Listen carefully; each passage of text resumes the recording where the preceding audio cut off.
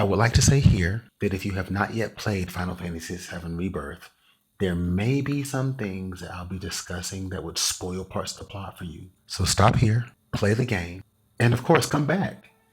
Part of the reason I find the realm of animation so fascinating is because most often it shows us the limits of our imagination. We like to believe that imagination is unlimited and can operate outside of the bounds of what we already know. But closer, more critical looks at what the imagination produces shows us something different. In honor of the recent release of the PC version of Final Fantasy VII Rebirth, I want to think aloud about what I would like to call the incommensurable Gi, one of the races present in the game.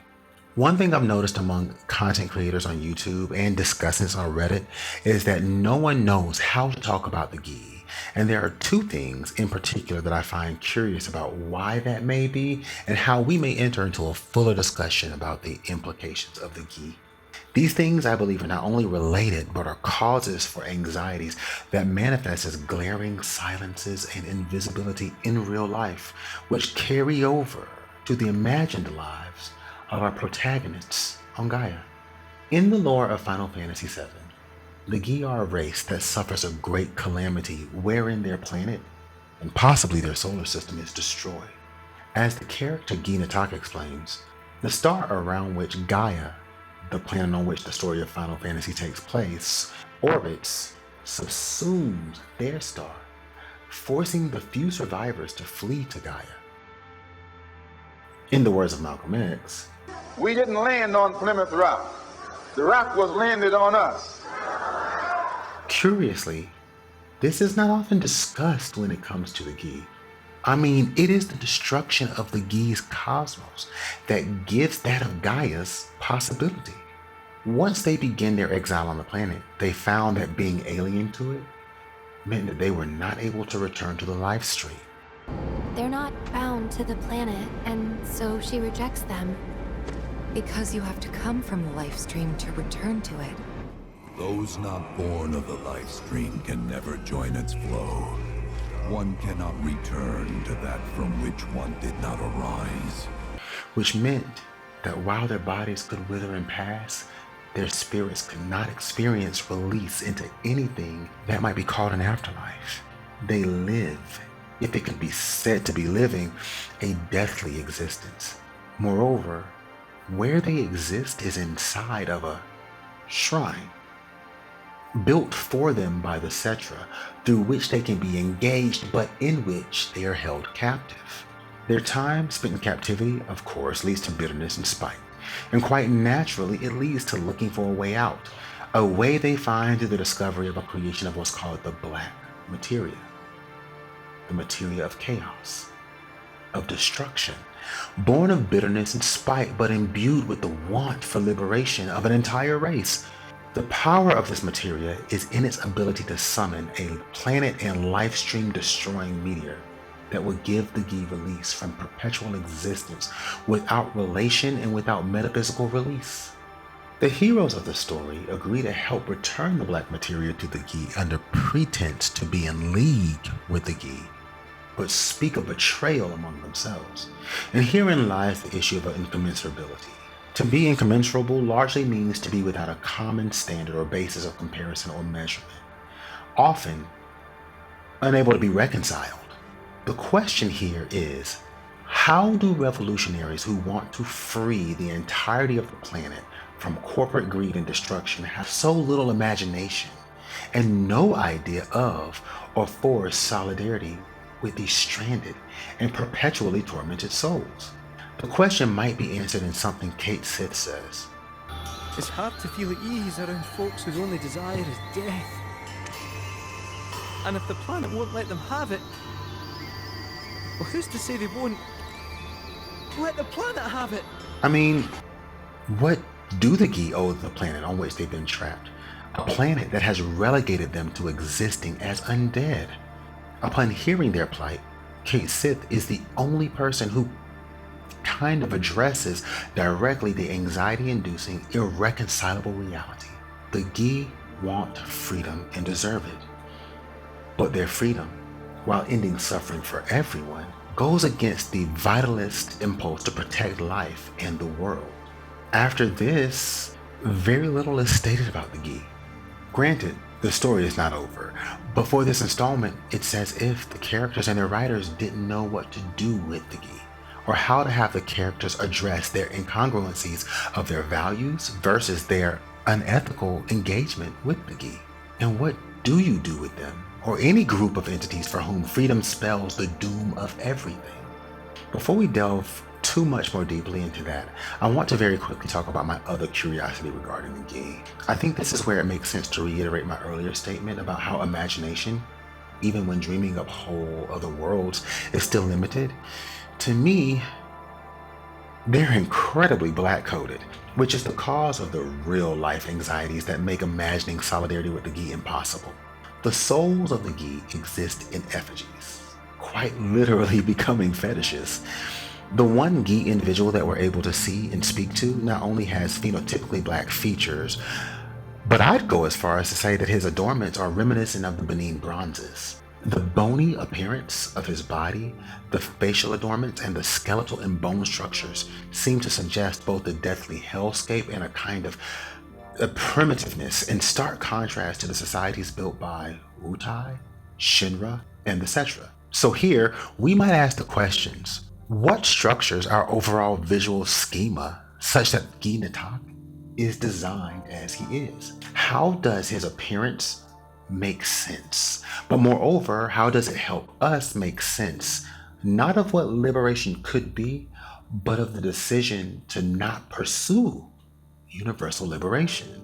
In other words, does being black-coded make us, as players, more comfortable relegating the Gi to being crazy or unreasonable, and thus more comfortable knowing that they exist in perpetual and inescapable captivity, while the characters that we play run around as revolutionaries and harbingers of liberation? If so, what about the blackness of the Gi and the materia makes this decision easier? In many ways, the Gi demand to end everything models the Afro-pessimist assertion that black freedom, or at least the end of anti-black suffering, requires the end of the world. And therein lies the cause of anxiety that results largely in a void of discourse around anti-blackness. A void that is manifest in conversations in both the real and the virtual worlds we construct. In her presentation at Brown University, Dr. Selamawit Terefe said that blackness is sort of the placeholder for everything that makes whiteness anxious. Now I know what many are going to say. How can you assert that there is a tie between anti-blackness and the design of this character? Is that not a reach?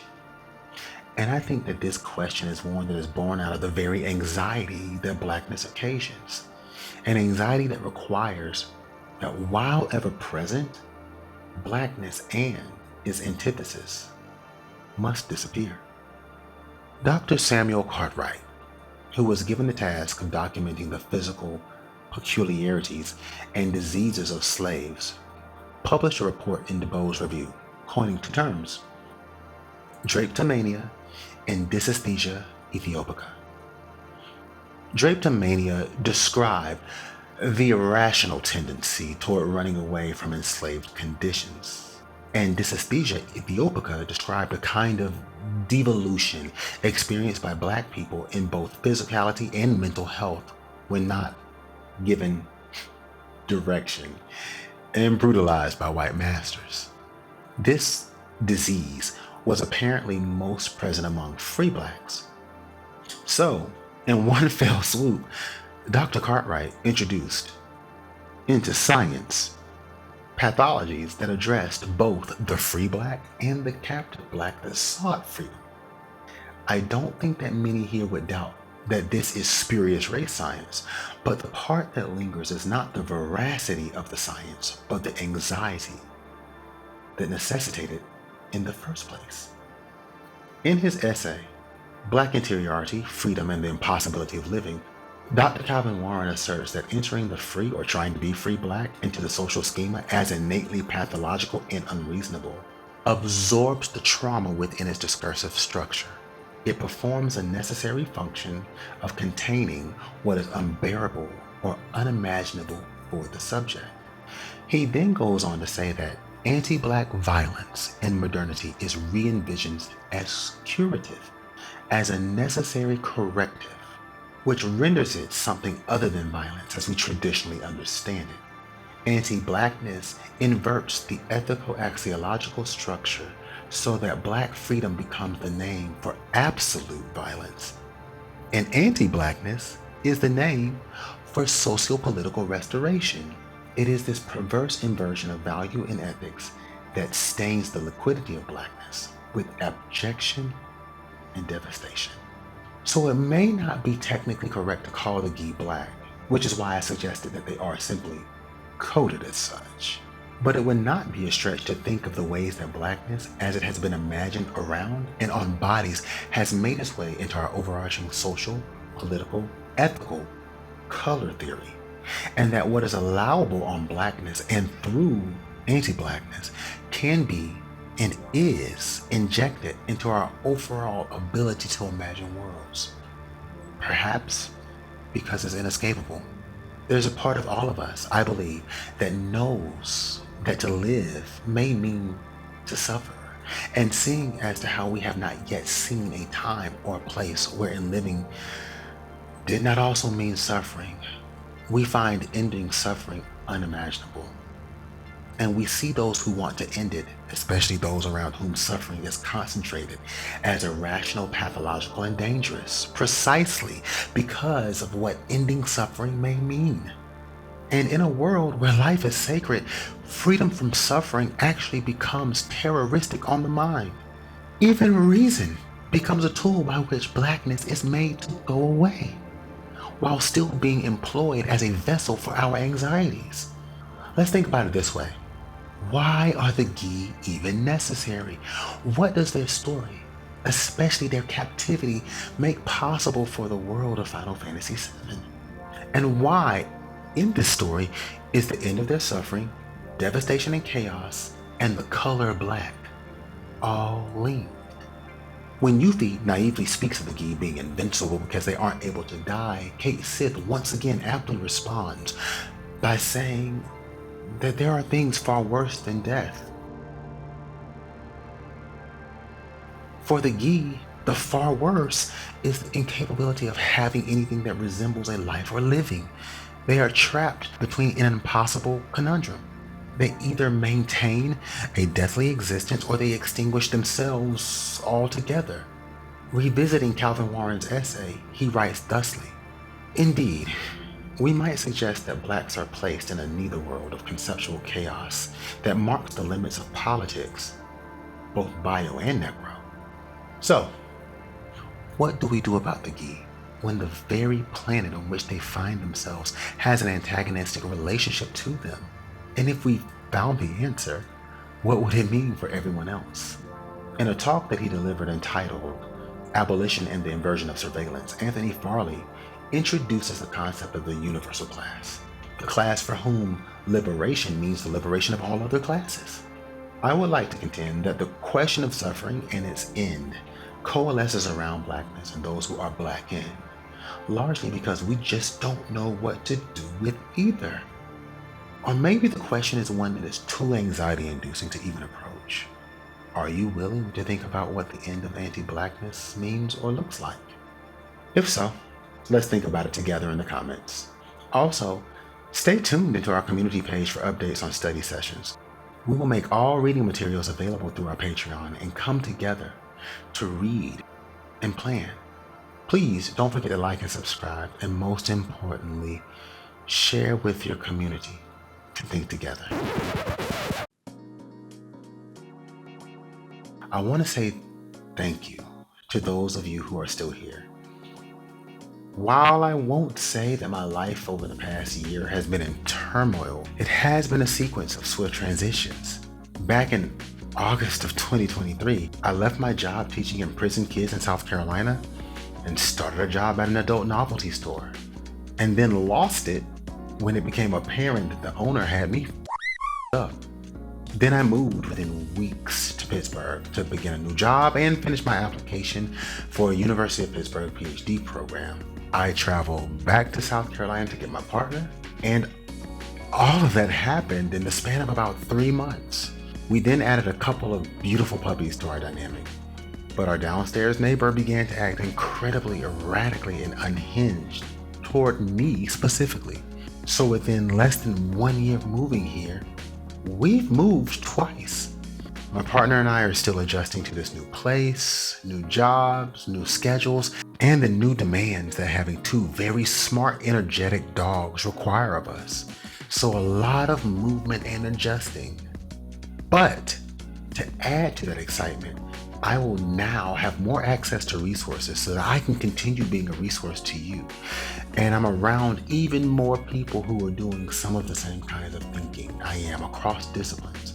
And I'm very much looking forward to launching some other things that will give you a little bit better look into our lives as we navigate a newish city, a deeper look into my thinking. And we want to add other means of continuing conversations, like a podcast and regular virtual and face-to-face study groups. So if any or all of that sounds like something you'd be interested in, there are now a few ways to support and help us make all of that possible. You can send us a thanks below, keep us fueled with coffee, join our Patreon, and as always, like and subscribe.